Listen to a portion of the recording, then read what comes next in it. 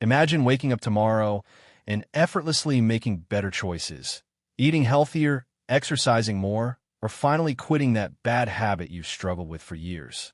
What if I told you that your daily actions aren't the result of conscious decisions, but deeply ingrained habits? Today, we're diving into The Power of Habit by Charles Duhigg, a book that reveals the science behind why we do what we do and how we can reprogram our minds to build life-changing habits. Stay tuned, because by the end of this video, you'll have the knowledge to transform your habits and your life. Habits shape nearly 40% of our daily actions. From brushing our teeth to choosing what to eat, our brains rely on patterns to conserve energy. But here's the catch. Many of these habits form unconsciously. The good news? If we understand how habits work, we can change them to serve us better. Let's explore the 3 parts of this book and uncover the secrets to forming good habits and breaking bad ones. Part 1. The habits of individuals. 1. The habit loop. How habits work. Every habit, whether good or bad, follows a simple 3-step loop.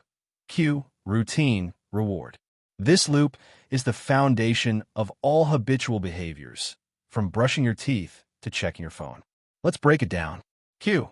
This is the trigger that signals your brain to initiate a habit. It could be an emotion, a time of day, a particular location, or even another behavior. For example, feeling stressed might be a cue to smoke a cigarette. Routine. This is the actual behavior or action you perform. In response to stress, the routine might be lighting a cigarette and smoking. Reward. This is the benefit you get from completing the routine. In this case, the feeling of relaxation from nicotine serves as the reward, reinforcing the habit loop. Once a habit is formed, it becomes deeply ingrained in the brain's neural pathways. Your brain essentially automates the process, making it easier to repeat the behavior without conscious effort. This efficiency frees up mental energy for other tasks, but also makes breaking bad habits difficult. Duhigg shares the fascinating story of Eugene Pauly, a man who lost his ability to form new memories due to severe brain damage. Despite this, he could still follow daily routines, like taking a walk around his neighborhood. How? Because habits reside in a different part of the brain, the basal ganglia, separate from memory storage. This discovery proved that habits don't require conscious thought. They operate automatically once the loop is established. 2. The craving brain, why we form habits. Habits persist because our brains learn to crave the reward. Once a behavior produces a satisfying result, our brains anticipate that outcome whenever the cue appears, leading to a craving for the associated reward. Consider the rise of Pepsodent toothpaste. In the early 1900s, most people didn't brush their teeth regularly. The company behind Pepsodent created an ad campaign that emphasized the cool, tingling sensation left after brushing. This physical cue gave people a sensory reward, tricking their brains into craving that feeling every time they brushed their teeth. Over time, the behavior of brushing became a widespread habit because people desired the fresh feeling, not just clean teeth. Another example is the smell of Febreze. Initially, Febreze didn't sell well because it was marketed as an odor eliminator. But when Procter & Gamble repositioned it as a product that left a fresh, pleasant scent, giving users a rewarding feeling of cleanliness, it became a billion-dollar success. The key takeaway? Habits are driven by cravings. If you can create a craving, you can form a habit. And if you understand what your brain craves, you can control and change your habits. 3. The golden rule of habit change, how to transform habits. Here's the secret to breaking bad habits. You can't erase them, but you can replace them. This is known as habit substitution, keeping the same cue and reward but changing the routine. Let's take Alcoholics Anonymous, AA, as an example. The program isn't just about telling people to stop drinking. It replaces drinking with meetings, mentorship, and a supportive community. The cue, stress, social situations, or emotional triggers remains, but instead of reaching for alcohol, the routine shifts to attending a meeting or talking to a sponsor. The reward is still emotional relief and connection, but achieved in a healthier way. A more personal example.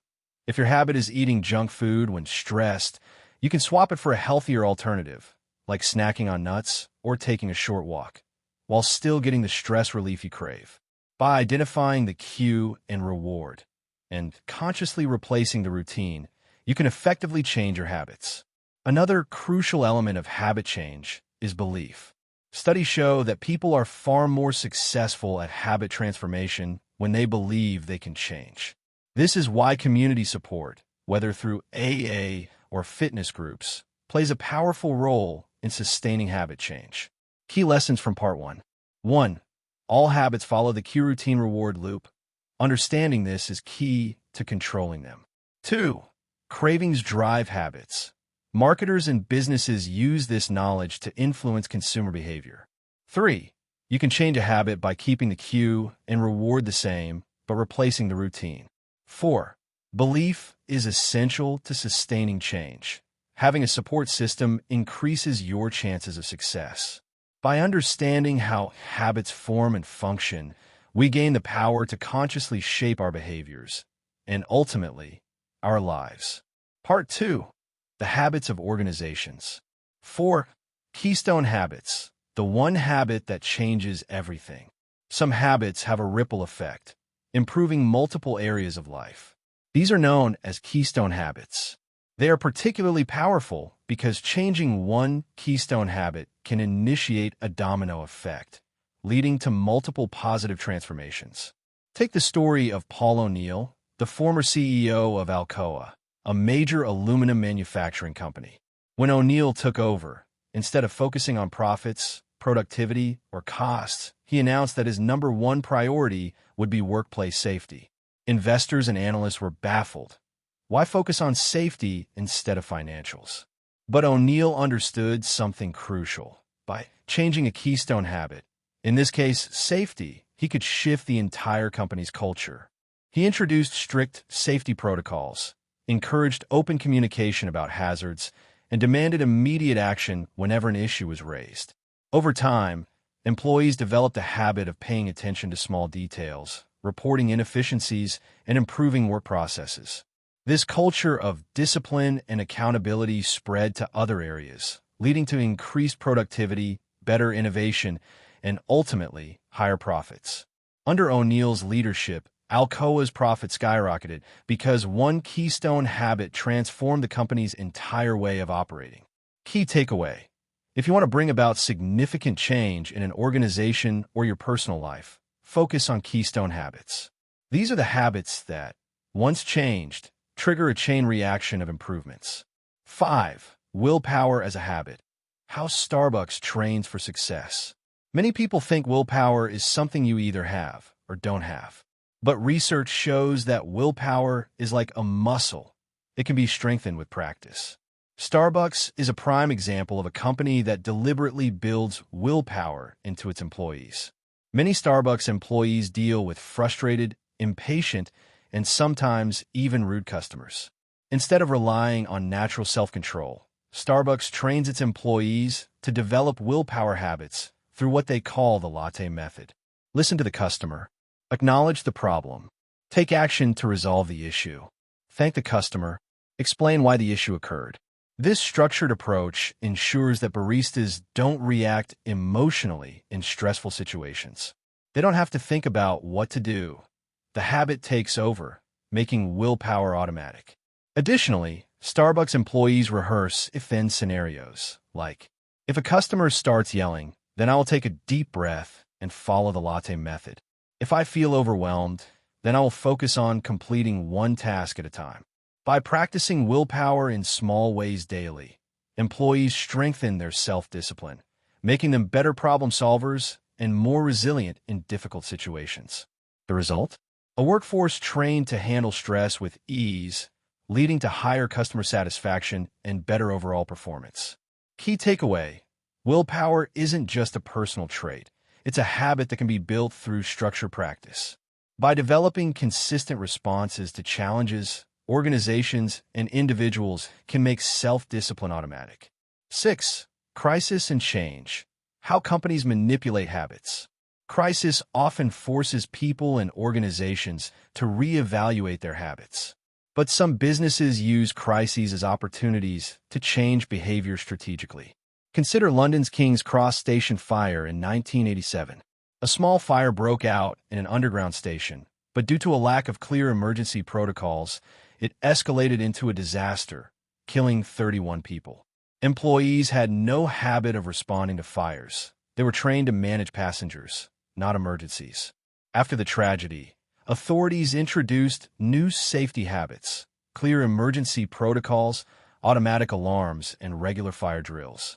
Over time, employees developed automatic responses to crises, significantly reducing future risks. This shows how organizations can use crises as catalysts for better habits. Key takeaway: crisis moments break old patterns. Smart organizations use crises to introduce better habits that improve efficiency and safety. 7. How Target knows what you want before you do. Companies analyze habits to predict consumer behavior. By collecting data, businesses can influence your decisions before you even realize it.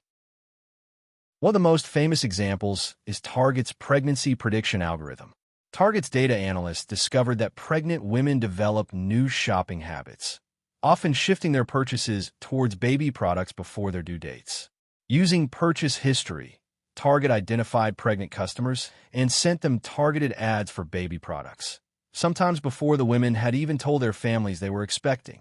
One father became furious when Target sent his teenage daughter ads for baby clothes. He accused the company of encouraging pregnancy. But later, he discovered his daughter was actually pregnant, and Target knew before he did, based purely on her shopping habits. This raises an ethical question. Are businesses manipulating us, or just responding to our needs? Companies use habit data to increase sales, but consumers can also use this knowledge to be more conscious of their own habits and make more deliberate choices. Key takeaway: companies track and analyze habits to influence behavior. Being aware of this can help consumers take control of their own decisions instead of being unconsciously guided by corporate strategies. Final lessons from Part 2. 1.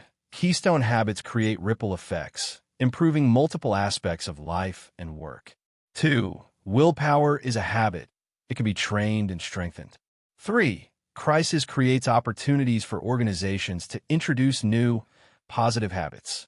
4. Companies study our habits to predict and influence our behavior, so we must be conscious of our own choices. By understanding how habits shape organizations, we can apply these lessons in our own professional and personal lives to drive meaningful change. Part 3. The habits of societies. 8. How movements happen, the civil rights movement. Social habits play a critical role in shaping societies and movements. A movement doesn't succeed just because of one person. It requires a network of social relationships, strong habits, and a cause that resonates.